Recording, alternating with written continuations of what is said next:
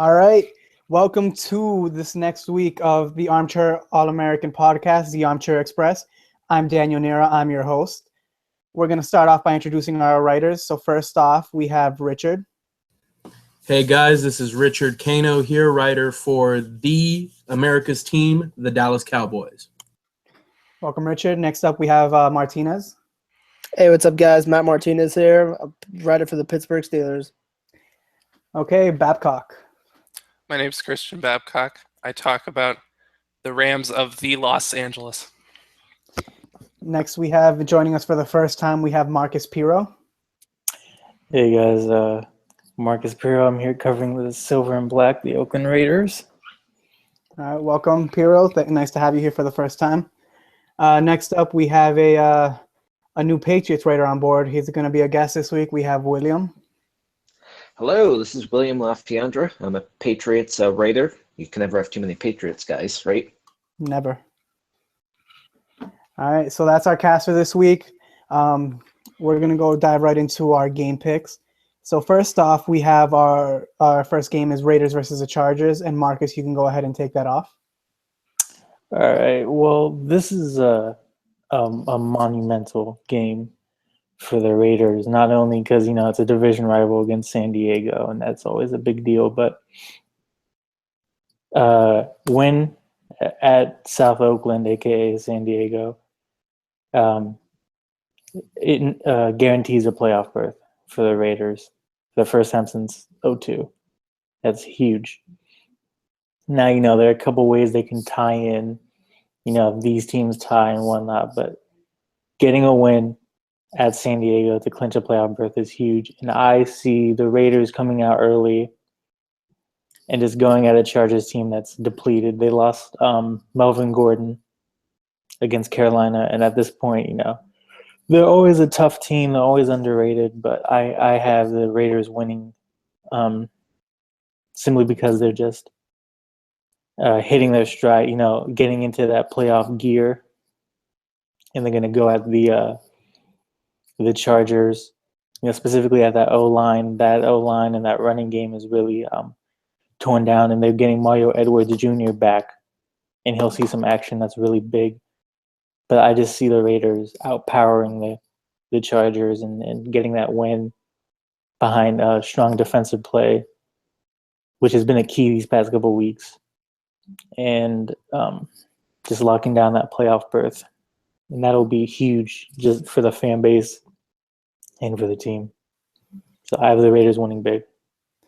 So you have do you have a score? Any score prediction? I'll go 31-20 Oakland. Okay, so you're predicting fairly high scoring game. Yeah. And the only question I have for you is, last week it seemed like Derek Carr kind of struggled in the passing game. Granted, that was against the Chiefs, who have a strong defense. So do you see Derek Carr trying to attack the Chargers' weak secondary, or do you see that rely more on Latavius Murray? I think they'll go to the run game. They'll lead with Murray and Jalen Richard, and they'll go at them early and kind of wear down that defense, take their shots, because Cooper and Crabtree are both banged up. They're both on the injury report. And Carr had his struggles last week in the cold. So I'd see them go with Murray and Richard, DeAndre Washington early on, get that run game going. They have Osemele back, which is huge. He is, outside of Derek Carr, he is the MVP of the Raiders. And they're going to go at that, if Bosa's out, they'll go at that defense. They'll pound it, they'll wear them down, and then they'll take their shots.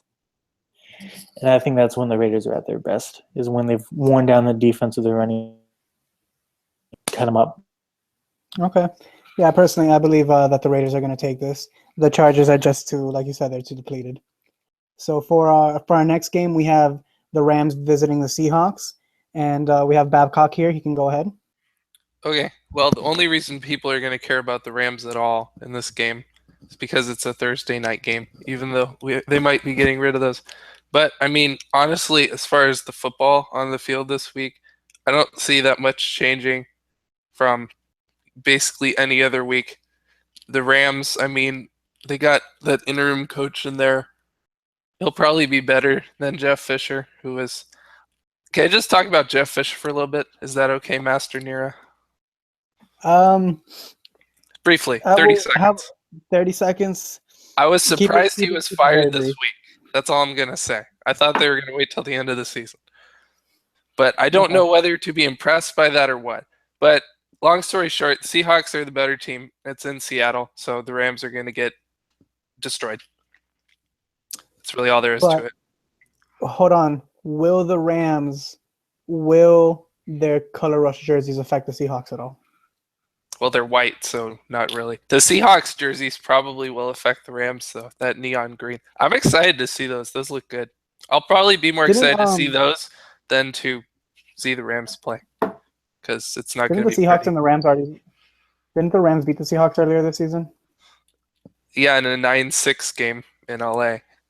So I don't. And you I don't don't think that see can that. happen again? I mean, Seattle's offense has had trouble, but after that loss to Green Bay, I don't think Seattle's the type of team that would come back the next game and play worse. I feel like they're gonna come back and play a lot better.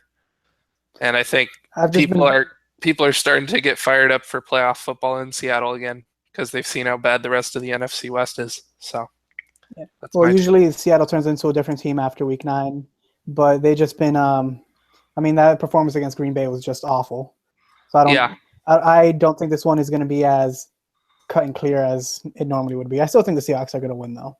Yeah, but the Packers have a quarterback and a wide receiver, and the Rams don't have either of those. So Okay, if the that's a fair point. Seahawks can put more than 20 points on the board, they'll win the game. Okay. So for our next game, we have the Steelers versus the Bengals. Bit of a rivalry here as far as I know. So Martinez, you can go ahead. Yeah, this game's gonna be really interesting. It's the Steelers played the Bengals, and they beat them on a controversial interception back in week 2. And that game didn't have Vontaze Burfict. He was still suspended from that hit on Antonio Brown in the playoffs. And so it's going to be really interesting to see how this game plays out. They didn't have any problems in week 2 as far as fighting and stuff like that. But it's going to be interesting to see how they react with Burfict back in the lineup. Javon Hargrave, the Steelers' rookie defensive tackle, who was out last week against the Bills, is back in, as well as running back D'Angelo Williams. So they'll be able to come in and spell Le'Veon Bell after his monstrous game last week. With division games, you can kind of throw out the records of the teams, especially in the AFC North.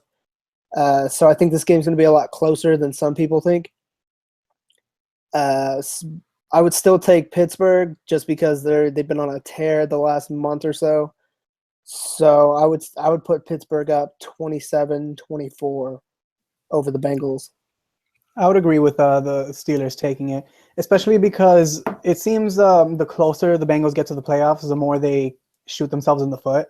Last year, that was their game to lose rather. They had it. They grasped defeat out of the jaws of victory, and they gave the victory to the Steelers. Exactly, and it's going to be at home too, which is huge for Pittsburgh because Ben Roethlisberger, as I've said before, is completely different on the road than he is at home. On the road, he's an average quarterback, especially this season. But at home, he's MVP worthy. So now, how likely are we to see a fight on the field? There's a couple players on both sides who kind of go at it. Marcus Gilbert and his old teammate from Florida, I forgot his name, he's defensive end for Cincinnati. They have a history of going at it, and he wasn't on the team at the beginning of the year, but he is back. And then, like I said, with Perfect and Pac-Man. Yeah, there's definitely no love lost between these teams. Absolutely not. So for our next game, we have the Patriots going to visit the Broncos at Mile High Stadium.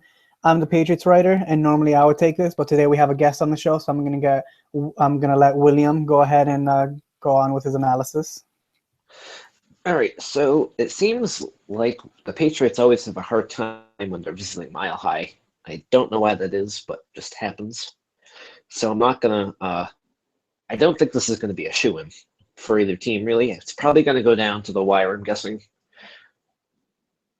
it's gonna be probably a defensive showdown. I wouldn't be surprised actually if the Patriots' game plan was similar to last week, bringing a lot of pressure, taking away a lot of the big plays, that kind of stuff, showing Simeon new looks. Uh, but yeah, I think the Patriots will pull out a win, but I'm not overly confident given their history there. Probably, I'd say maybe 23-17 or something of the sort. Don't know about you, Danny. Okay, I personally, although the Broncos have not been spectacular this year, they weren't last year either.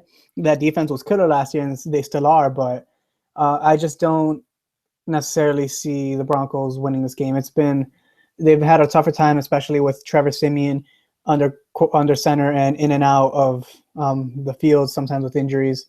But I never count the Broncos out, especially at home. Their kind of defense, and historically, the Patriots just have a hard time at Mile High Stadium. And we're going there again. I do think they're going to pull out the win this time, just because even though that defense is amazing, and I guarantee you that defense will show up against the Patriots. I guarantee that. I just see it hard. Bill Belichick is going to make it hard for Trevor Siemian, and that's gonna hurt them. Bill Belichick likes to throw a whole bunch of different kind of covers, a whole different kind of like rushes and blitz schemes against rookie quarterbacks, and he's going to do it again. He did it against Jared Goff, and they got nothing going. So I think it's going to be slightly closer. I do agree, probably close to your score. I don't think it's going to be more than a touchdown separating the final score against these two teams, but the Patriots should take it. So for our next and final game this week, we have the Buccaneers versus the Cowboys. Richard? All right, so I might be one of the only Cowboys writers, press, fans that's actually a little bit relieved about what happened on Sunday. I really don't like making excuses. Prescott played terribly. He played like an actual rookie. And for some reason, I feel it was more him overthinking the game. I feel like having one team beat you and you face them again, it makes you try a little bit harder, and more than likely you overthink things and you make really bad mistakes. This was his first multi-interception game of his NFL career. And I'm also going to chalk up the weather because Eli also was not great. On the QBR scale, Dak had 15, Eli had 14. They both played pretty bad. It was a real good defensive showdown. With the Buccaneers coming into town, I'm going to say I'm a little more confident in the Cowboys than I was against the Giants. And the main reason just being it's at home and it's Sunday night. And for some reason, AT&T Stadium is now actually somewhat of a home field advantage for Dallas, and it looks like we could just move on from there. I think more than likely the Cowboys can win with the Buccaneers. Jameis Winston is doing pretty well, and that offense can score, and Mike Evans is really, really good. My prediction score-wise is 24-17 Cowboys. And I just don't see them losing two in a row, and I think that they can bounce back, and it's really because they're going to be at home. Out of the cold, even though Tampa Bay doesn't have cold weather, they have rain. I think this is where they bounce back and get back in control in their rush for the playoffs. Honestly, I'm a bit torn here because I believe the Cardinals – I'm not the Cardinals, I'm sorry, the Buccaneers actually have a shot at possibly winning this game. The Buccaneers have been on a little bit of a tear recently, winning unexpected games. They upset the Seahawks. No one expected that. I actually expected them to beat the Saints, and they did. And that was just like poor play by the Saints. Or possibly the Buccaneers defense is, I don't know, a bit of an underdog, a little bit stronger than we would have expected.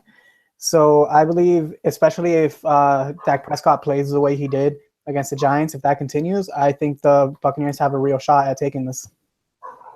Yeah, and I mean, any given Sunday, anybody can go anywhere, and the Tampa Bay Buccaneers are the big example of that. I would have to say the only reason I'm not concerned would be mostly because of the way the defense showed up against the Giants. If they can do that again, especially in a more weather-friendly atmosphere, I believe Dak can be a bit more relaxed. And the Tampa Bay defense is actually, they have some decent numbers. They're 8th in points allowed per game, and they're 5th in rushing, which that'll be a good matchup for Zeke and Dak to kind of see if they can filter that out. And I also will be there live to take in this game, so I'm hoping I can bring some good juju to the stadium. Okay, that's fair. Maybe we'll see what happens. I still think it's going to be a close game. Oh, it'll be close. I mean, 24-17, that's a one-possession game. That is one possession game. And most of the wins that the Buccaneers have had, they get the lead early, and then their offense stalls, and they expect the defense to carry. Regardless of how Dallas played last Sunday, I don't think they're an offense that usually stalls. Okay. So that does it for our game picks. Unfortunately, one of our writers can join us this week, on Shark, but he wants us to give him a little shout out. And he is saying personally, if the Bills lose to the Browns, he promises that he will wear his Browns Johnny Manziel jersey for every podcast coming up. So, Is he gonna throw his pizza on the ground too? Is what? Is he gonna throw his pizza on the ground too? He might. On a camera? On a camera, yes. Nice. We haven't filmed any of ours, but we'll film or take some screenshots just for Chark. Okay, sounds good. So next up we have our debate segments. And our first debate segment, and I know you're going to want to get in on this, Babcock. I know you are. Jeff Fisher being fired. Okay, well, I guess I'll start. The Lord has finally spoken to the Los Angeles Rams management.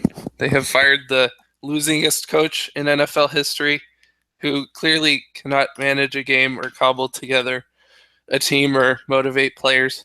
And now we can sort of recover for the rest of the season because we're not going to go anywhere because the Seahawks are winning enough. But I think this is a good thing. I think pretty much any other coach would have been better. But now the key is to see whether they can get a top-tier coach. And obviously LA is attractive. And with that market, they're going to be able to pony up probably a pretty big salary. Of course, we know Stan Kroenke has enough money to buy pretty much anything he wants. It's just a matter of how much he's going to want to spend on that organizationally. But I don't anticipate them hiring a big-name coach, but firing Fisher is definitely a step in the right direction for the Rams, if not for our continuous roasting of Jeff Fisher. I mean, we can still do that, but it won't be as meaningful because he's not the head coach of an NFL team anymore. I just don't understand the logic. Why sign him to a contract extension and then fire him 2 days later? What was the Rams organization, what was going through their minds? Well, didn't they extend him a little while before that? Like they announced, they didn't even announce the extension. I think Fisher took it upon himself to announce the extension. Look, I don't think Jeff Fisher is like a terrible person, but he is a terrible coach. And one problem that he has is he's delusional. Like, he comes into the season saying, "Oh, we're not going to go 7-9," and somehow they all play worse. And the roster just, you look at the roster and you're like, what is this team? How did they even win 7 games in the past?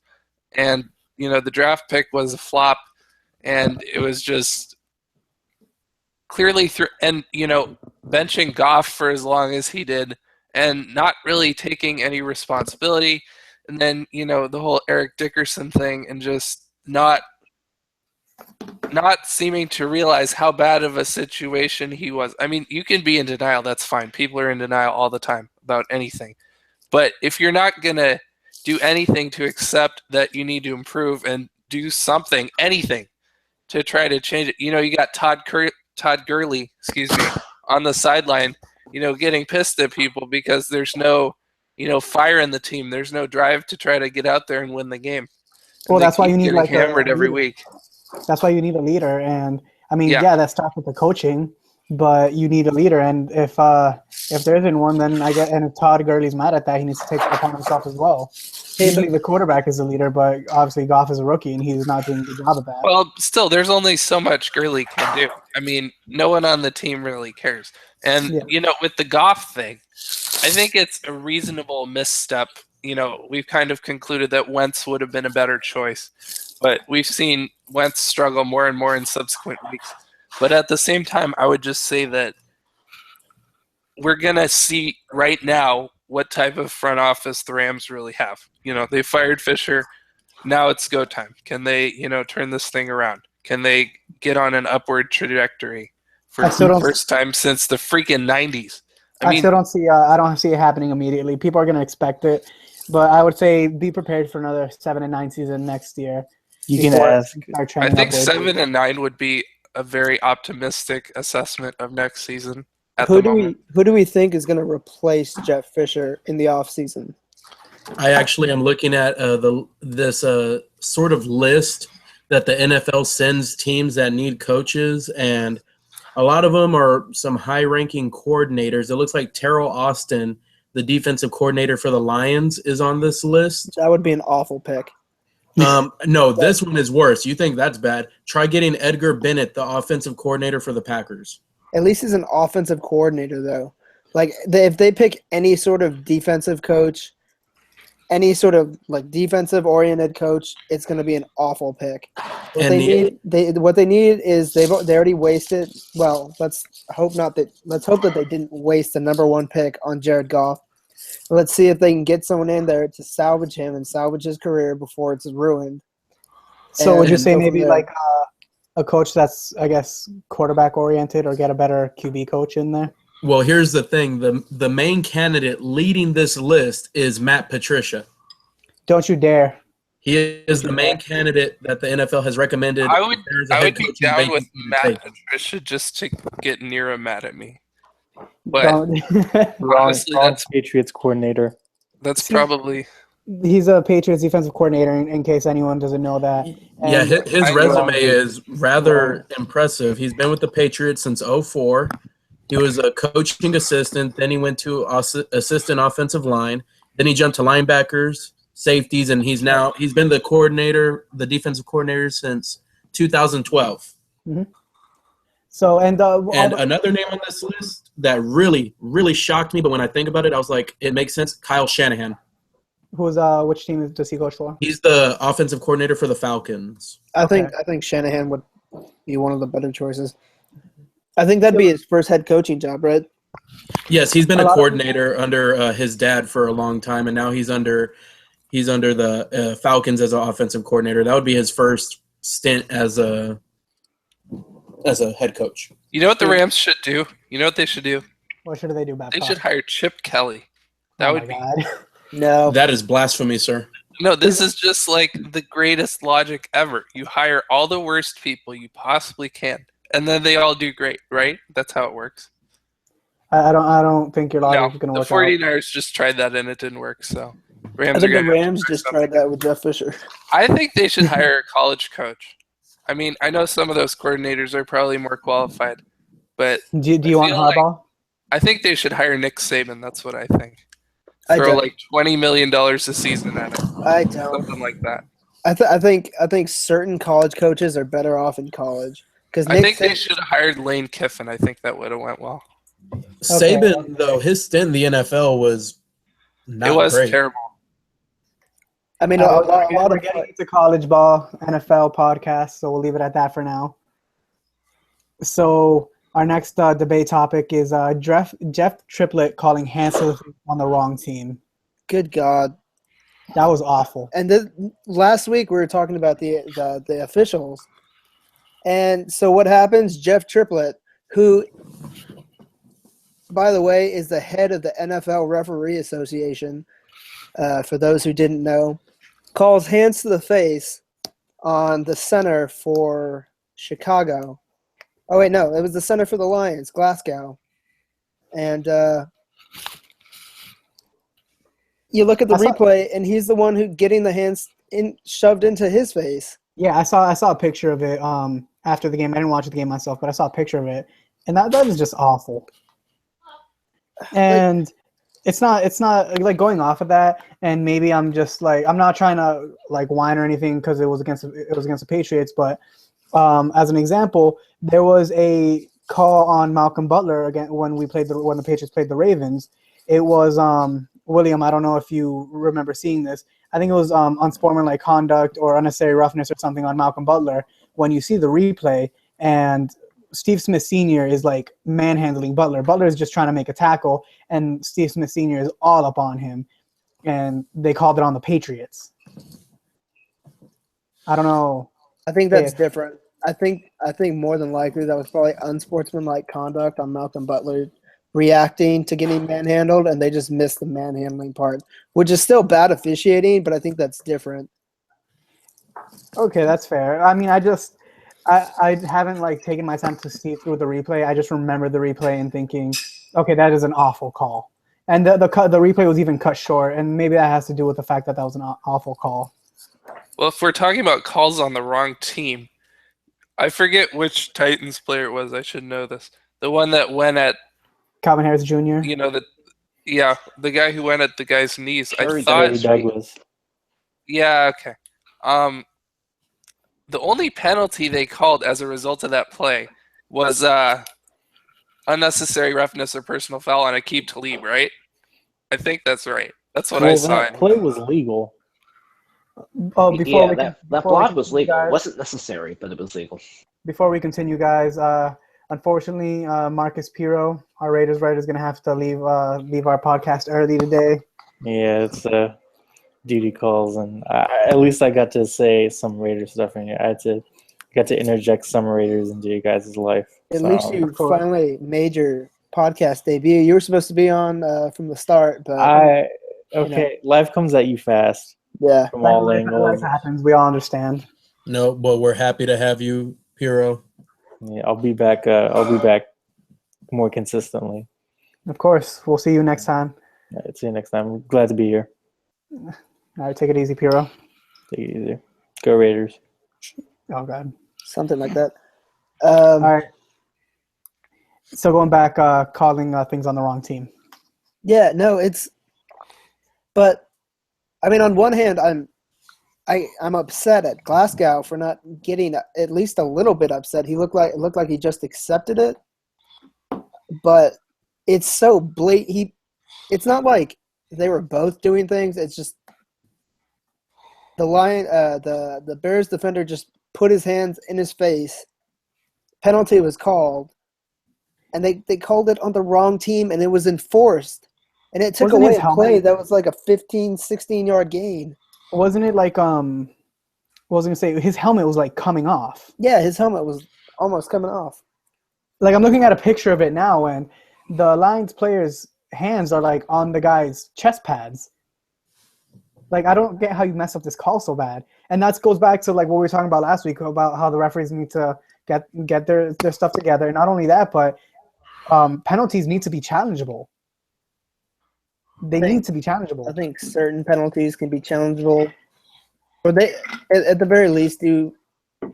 Yeah, maybe you're right.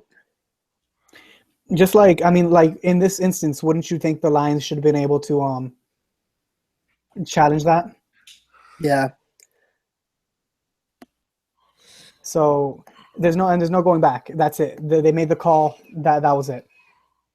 Yeah. What's upsetting is like on ESPN, it says referee Jeff Triplett appears to call penalty on wrong team. And appears. Like, yeah, like come on. Okay. I don't know. It's just infuriating. No, it really is. They need to work out their problems with the referees. Anyway, for our next debate topic, Adrian Peterson has returned to practice. I'm sure the Vikings this is a major morale booster. We don't have a Vikings writer on, so whoever wants to jump in. But I think does Adrian Peterson actually play this weekend? Go ahead. Go. I would have to say maybe, more than likely, just because they kind of struggled against the Jaguars. So I wouldn't see any reason not to if he's medically cleared. And he's done more than ample time for his for his injury, so I don't see any reason why they wouldn't just throw him in, maybe kind of limit him and see if he can handle the load again. Okay. I mean, I think it's a Yeah, it's little bit. obvious they need. Oh, sorry. Well, I mean, I think it's a little early. I think he's just now returned to practice. I think they'll give him a week at least Yeah. to get back in the Even, string of things. even if he does play, I feel like they'll take it easy. Like maybe give him a run or two, like a few snaps here and there, but mostly still rely on McKinnon. Yeah, but that offensive line hasn't been doing well, so I don't know if that's good to be throwing him back there. Well, if he's healthy enough to play, then he's healthy enough to play. I think with the offensive line as bad as it is in Minnesota, I think they need a guy like Adrian Peterson, someone who's one of the best pure runners in the NFL, who can really help them out. Now, what does this do to the Vikings' playoff hopes? It doesn't hurt. It doesn't hurt at all. I mean, that's why I don't think you see him coming back this week in like full capacity. I think he might be on the field. I don't think he's going to be the main target. They need to win this game. Going forward, it's going to be helpful to have him, especially if they do make a playoff run. It'll be extremely helpful to have Adrian Peterson back, and I think that's why they're not just shelving him for next year. Yeah. Okay, so our next topic is who will be eliminated next from the playoffs. Just real quick, the Jets, the Jaguars, the Browns, the Rams, the Bears, and the 49ers have all been eliminated. So those are all obviously off the table. And specifically, the teams that are close, the one loss away, the Saints, the Chargers, the Panthers, the Eagles, the Cardinals, and the Bengals are all out with a loss. The Cardinals and the Saints are playing each other, though, so one of them is going to be out next week, regardless. Yeah, one team. And that's why that might be actually a really good game to watch, just because they're both putting everything is on the line for those teams. Everything. Yeah. I'm going to wager, and now I think this might be a little bit bold, but out of those teams, I think the Chargers, the Panthers, the Eagles, the Saints, and the Bengals will all lose and will all be eliminated next week. Oh, wow. I don't know. Okay. Yeah. Well, so the Raiders and the Chargers, I think the Raiders are going to take it, so that's fair. Who are the Panthers? Panthers are playing the Redskins, so I think the Redskins will take that relatively easily. Okay, and who was your next few game picks? The Eagles were playing the Ravens, and I know the Eagles have been struggling lately, so I think the Ravens may come in there and just, Carson Wentz has been doing the best he can, but his receivers are just... They don't have a very strong receiving group. No, they don't. They really don't. They really don't. And, not to mention, the Ravens do have one of the best defenses in the league. Granted, they didn't seem to play up to that against the Patriots, but it's the Patriots. Yeah, of course. But statistically speaking, the Ravens have a great defense. And then the Bengals versus the Steelers, I think the Bengals are going to do what they've done multiple times, and they're going to lose. They're going to lose their own game. They're going to cost themselves the score. So I actually agree with that. Yeah. So. It does seem pretty logical that all the one loss from elimination teams could be wiped out in a weekend.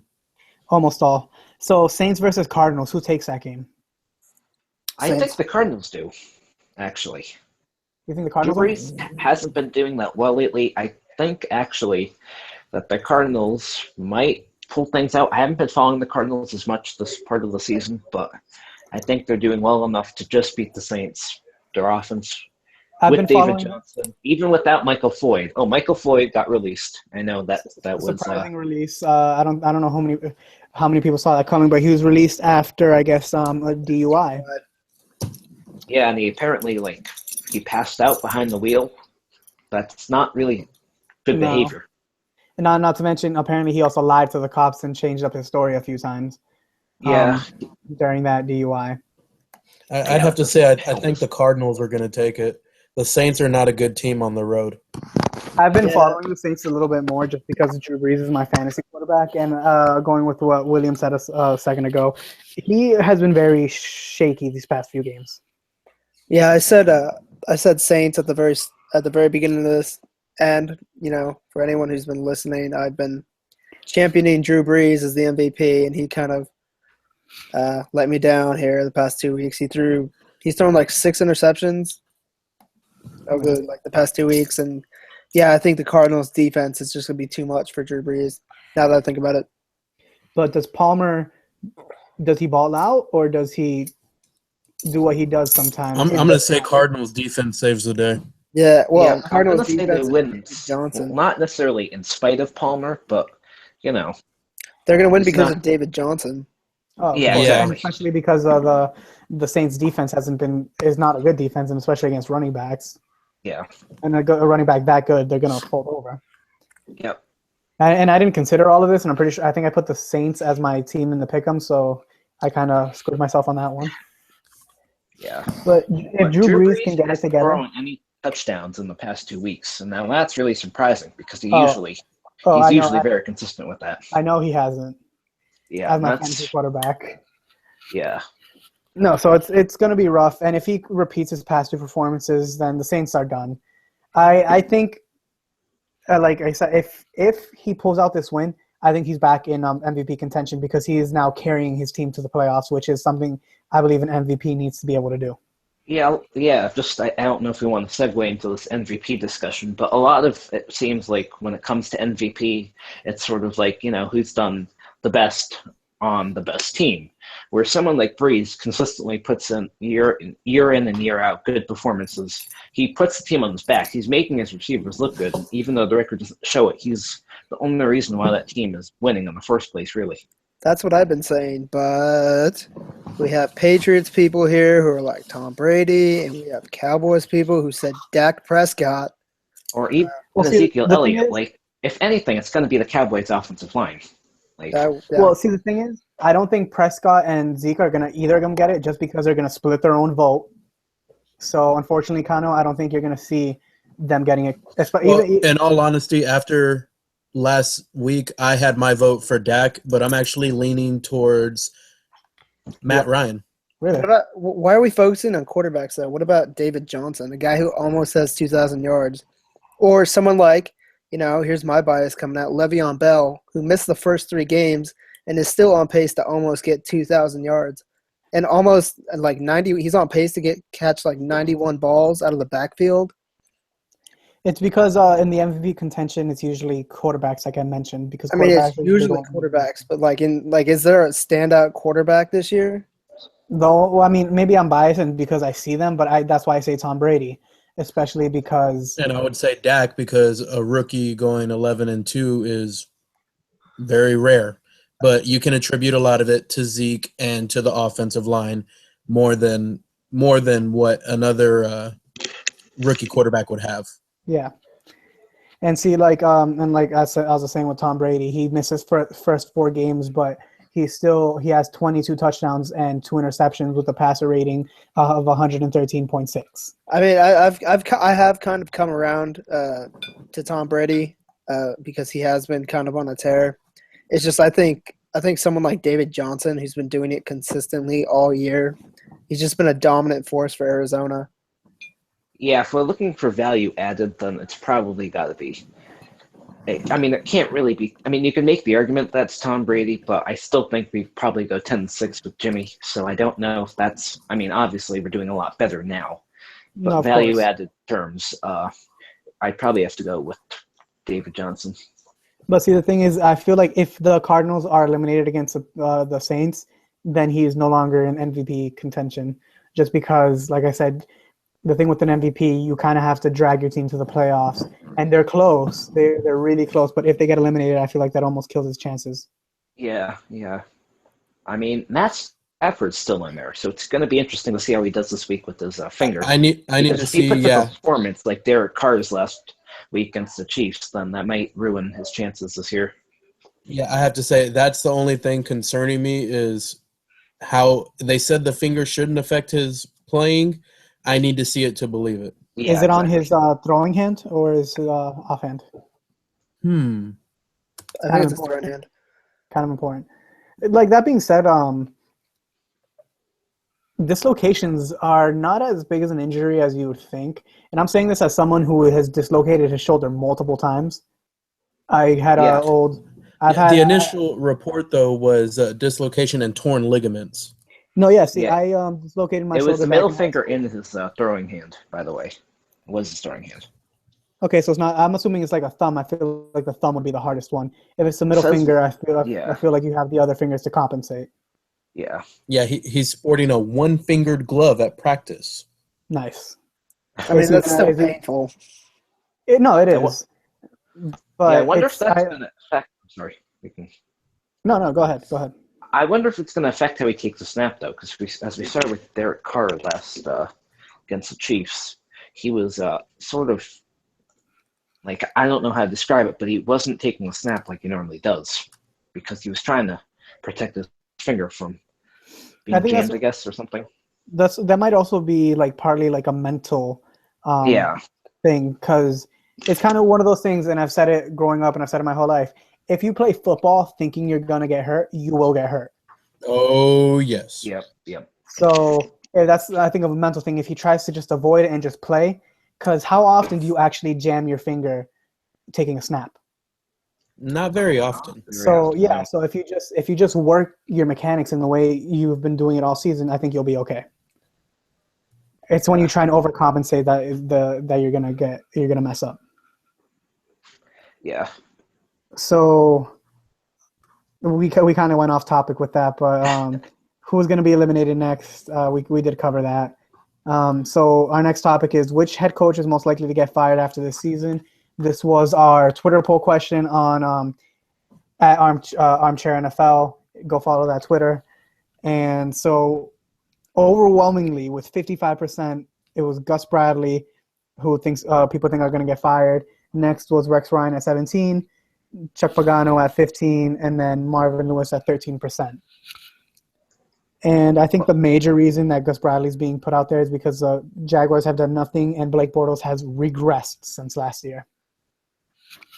Yeah, I don't know what's up with Blake Bortles. Like, I see now a lot of Jaguars fans are saying he's outright bad. I think it's fixable, and quite frankly, I think it's on the coaches. So that's something really wrong if basically the season's almost over, and Bortles is still dropping his elbow, whatever it is, and you would think it's something that the coaches would have talked to him about now. So it's either on him or it's on the coaches. And at this point, considering that he was fine last year, I'd say it's on the coaching. I think it definitely has to be, because yes, he's a quarterback, but the coaches need to be aware of his mechanics. He should be obviously practicing and working on his mechanics, but the coaches should need to be able to see if something is off. Yeah. Also, their defense has not been that great for Gus Bradley supposedly being a defensive coach. Yeah, and it's improved, but not much. They have talent there, but it's just not using it, I guess. Or maybe it's lack of effort. I haven't really been following the Jaguars, but when I saw them against the Titans on Thursday Night Football like a month ago, it looked like just a lack of effort. It's also like the Jaguars have nothing left to fight for, and I feel like they have nothing, and I feel like maybe they've almost played that way this season because that's what it is. A good coach, I mean, Blake Bortles. Yeah. Go ahead. But if you want, like, a good coach would motivate their players, though. Like, you don't see that. Like, I hate to say it, with the Bill Belichick coach team, you just don't. I mean, granted, that's because the Patriots are winning all the time. But a good coach, you think players would at least like to pretend that they like playing. See, going off with that, I have a friend, and he's a Patriots fan, who thinks that the Patriots way is BS, that it doesn't exist. And I said it exists because the players believe it exists. There's a winning culture in New England which creates the Patriot way.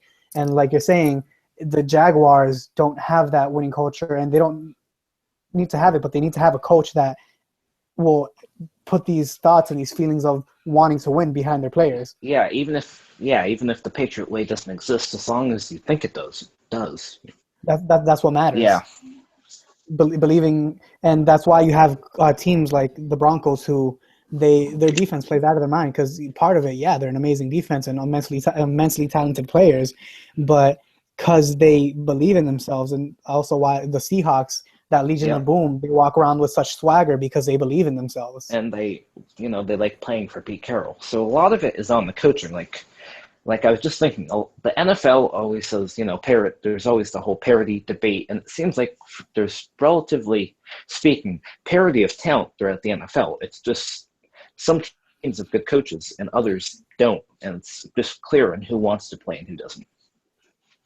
And it's hard because the teams come down to, a lot of it comes down to having a franchise quarterback or not. And if you don't have the franchise quarterback, do you have the head coach that can compensate for it? And that's why there's such a parity in level of play in these teams. Yeah, going back to Jeff Fisher, the one thing I did think Fisher got right is to try to sit Goff as long as he can, because quite frankly, I just watching the Rams when they played us a few weeks back, it was he was making some good throws, but his offensive line was giving up a lot of pressure, and his receivers were dropping it, quite frankly, quite often. And so those were some good hits by McCourty and Butler and Chung to force the balls out. But not only that, but yeah, and that's the strong defensive showing. Well, I mean, LA is now drop city. I mean, let's be honest. I mean, I was watching the Rams game on Sunday, and they dropped the ball, and the announcer was like, "And another dropped ball for the Rams," and people were like booing them on their own home field. Yeah, that's so it's gotten to that point. That's got to ruin Goff's confidence, though. Like we all seeing what happened with Blaine Gabbert. It's sort of, I think, a similar thing. That at this rate, if he loses confidence in his receivers and his offensive line, he's going to be like Gabbert, sort of. He's just going to be a mediocre backup somewhere. But I do think he's looked pretty good for what it's worth. And that goes back, I think, to, I know we've had some Goff versus Wentz, and whether or not the Rams made a mistake taking Goff and they should have taken Wentz. I think it's way too early. I still say it's way too early to say that Goff was the wrong pick, because I think if they had taken Carson Wentz, I think it probably would have been the exact same situation. Yeah, See, I will say – oh, sorry. I lean a little more towards Carson Wentz, and maybe that's because I have seen him do it, but also because he's been a starter since day one, and no one expected that because the Eagles said they were going to roll with Sam Bradford. Granted, they cashed out on Sam Bradford, but he was ready day one. Daniels. Yeah. And I mean that is impressive, but at the same time, like, he has a head coach in Doug Peterson, who's an offensive-minded coach. He's a former quarterbacks coach. The offensive coordinator is a former quarterbacks coach, and his quarterbacks coach is a quarterbacks coach. So Jared Goff doesn't have any of that. And so Jeff Fisher's such a bad coach, he couldn't even, actually, surpass. He's currently tied for like the most losses by a head coach. He's so bad he couldn't even beat that record. Just how mediocre he is, that he doesn't even single-handedly hold on to a record. job. Yep. Yeah, he couldn't even do one more game, so now he's tied with the most losses. Well, granted, he probably would have beaten the Seahawks, so would have been 2 more games. So who knows? Maybe the Rams just didn't want him to get that type of recognition that he would have gotten. Because then he would have been remembered more than he is. Yeah, and maybe they were like, we don't want to employ a coach who's lost more games than any other coach in NFL history. They don't want that sticking to their. Maybe that's what it is. Maybe they don't want that sticking to their name. That's why they fired him then, because then, they already get ridiculed for having Jeff Fisher, but then all of a sudden they have the losingest head coach in NFL history. That might actually be why they fired him. Like, I was very surprised that they didn't wait till the end of the season. Because, I mean, it seems like they've given up on the season, but this is the best reason I've heard so far. So going on with that, they just moved to LA. They're trying to build up fan interest. They're trying to build up this fan base again, and you don't do that with the losingest head coach in NFL history. Well, they got some uphill climbing to do, which is, where they were in St. Louis. So I think they basically wasted all the goodwill they had. I mean, looking at the Coliseum on Sunday, it was like, 3/4 empty, in the fourth quarter. And that's not what you want. I love how we only have one Rams writer, and I feel like we love talking about Jeff Fisher. There's a silver lining, though. To talk about. I mean, the guy's a walking block of mediocrity at best. A silver lining. He said at the beginning of the season he's not going 7-9, and at this rate, it's impossible for him to go 7-9. So I guess he kept his word. Maybe that's why they fired him, because they didn't want him. Well, he kept his word. He didn't go 7-9. Nope. All right. Anyway, guys, I think that's going to do it for this episode of the Armchair Express podcast. Thank you for joining us. Go check out armchairallamericans.com. Follow at AC All Americans on Twitter. Follow at Armchair NFL on Twitter. Thank you for joining us. Anyone have anything else you want to say? No? Okay. I'd say that the Browns should take Myles Garrett. Just going to throw that out there. Okay. That's for another podcast. Everyone have a great day. Roll Armchair, guys. Thanks. Roll Armchair. Roll Armchair. Roll Armchair. And cue outro.